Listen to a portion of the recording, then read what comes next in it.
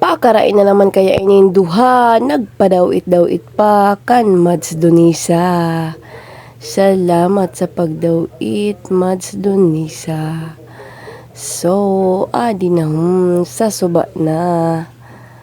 Hala, sige rakyada, bisan asa. Basta, upod la kami pirmi na duha. So, aram nyo ba, may masamang balak ini na duha. Kay, manguhit daw kami san siriguilas ni Mads Donisa. Wara ang gid in town siyan kaaram-aram. Charot. Actually, ginhatagan niya gayud kami dida. Kay imparaasahan man sa ni Raimundo na budos daw ako. Hay nako, simba ko.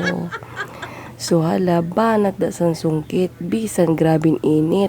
Kay basi daw mapunit ang tiki-tiki sa matris. Hay nako, simba ko. Basi magtuod na naman ang tanda ko. Kag-amo na ini.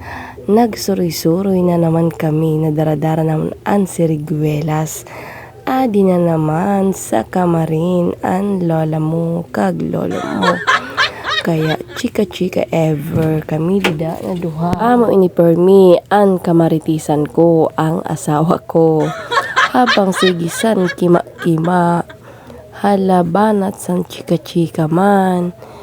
Ay ambot na lang kag pagkatapos nakaturog pagayo dida kay sobra na presko sa hangin didi sa kamarin.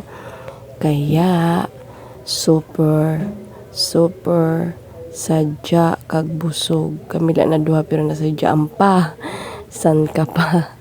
So amo nga ini an asawa mo na the best na kamaritisan mo.